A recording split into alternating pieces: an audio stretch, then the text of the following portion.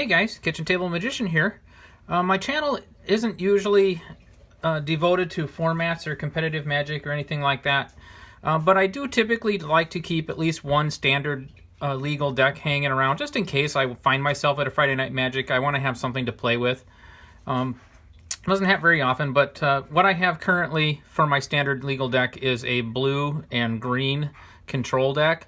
It's a little off the cuff. It's not anything mainstream, but it wins about 50% of the time. And like I said, I'm happy winning 50% of the time. If I have a deck that can do that, then I have a good time playing. I'm not a real competitive guy, and I just enjoy the experience. I don't go to Friday Night Magics to win and beat everybody. That's not my thing. So I'm going to share with you my standard legal build right now, and then I'm going to be making some changes to it today because I actually got some cards in from Dominaria that I am glad became legal again. I had to order a couple of Gilded Lotuses. I only had 2, and I want to run 4, so I got those in this week off of eBay. And then, since Llanowar Elves is now standard legal, I'm going to shove a playset of Llanowar Elves into this deck as well. And you can hear my dog whining in the background. What's up, Bear? Come here. It's okay. So let's take a look at this deck real quick, and then we'll make these adjustments.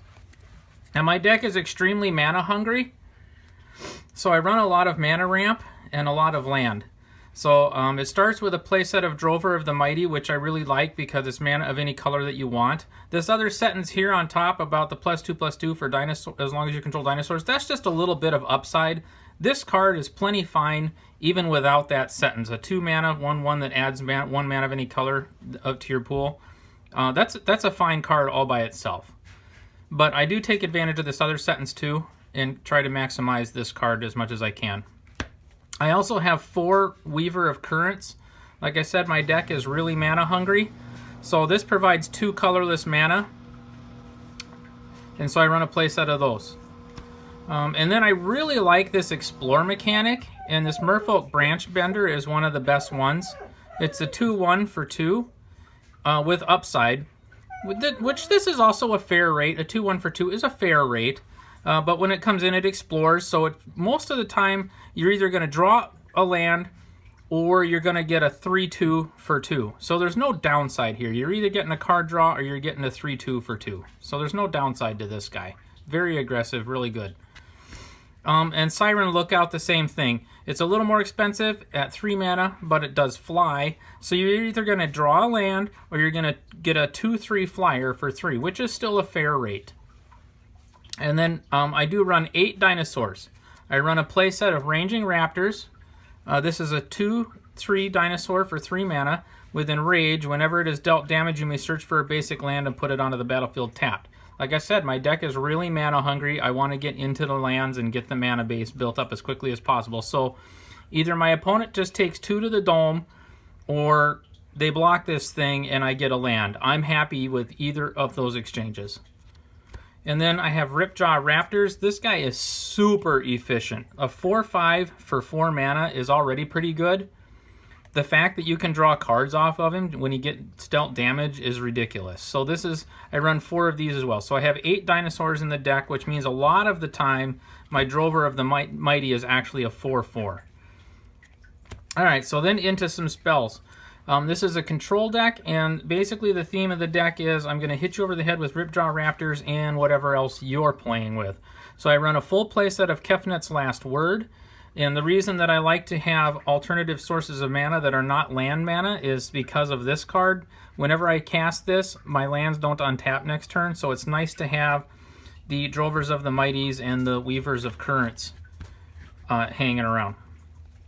And that's what really attracted me to the Gilded Lotuses that I'm going to put in here now that they're legal. I also run a playset of Entrancing Melody. Gain control of target creature with a converted mana cost X. So again, I'm very mana hungry, and I want a lot of land. So I've got 8 control spells where I'm just going to grab your stuff.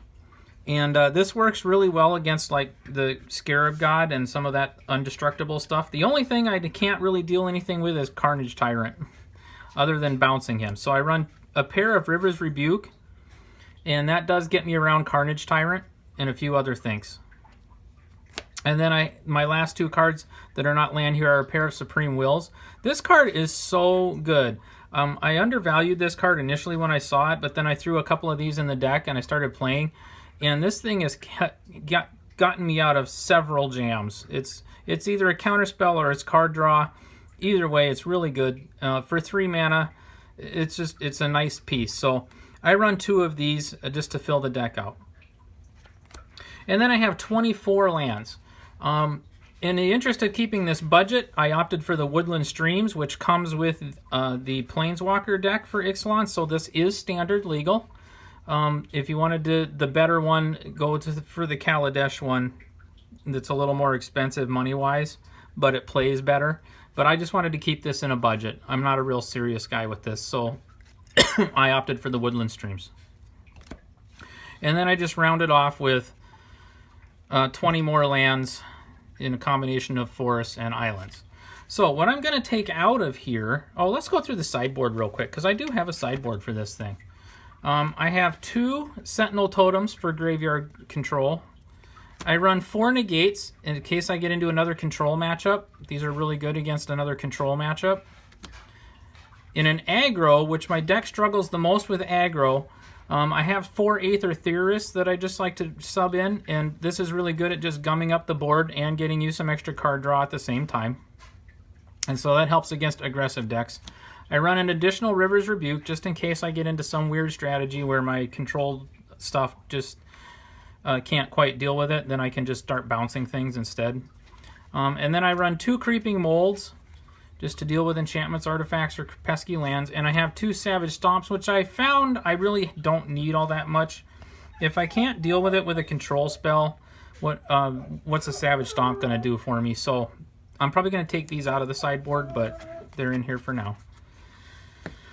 Alright, so what I'm going to take out of this deck, just to upgrade it, is actually the 4 Weavers of Currents and the 4 Drovers of the Mighties. And I'm going to replace these with Llanowar Elves because they're just so much more efficient, I think. And I'm going to replace these with the Gilded Lotuses because it's just better mana fixing. So I know I'm giving up the versatility of getting 1 mana of any color for just straight green mana, but I'm getting rid of the 2 generic mana to get 3 mana of any color I want. So I think that'll balance itself out with that exchange, and I think these are just better options for the deck. So that's what I'm going to change out. I am, however, going to move my Drovers of the Mighty into the sideboard and take out the Aether Theorists and replace them with the Drovers of the Mighty for those aggressive matchups. So that's my standard legal deck. I do have a lot of fun playing with this. It's really good at handling some of the, believe it or not, some of the top tier decks, other than the super red aggro decks, do actually struggle against this thing. But like I said, it wins about 50% of the time. So I hope you enjoyed this deck build and this video, and we'll see you next time.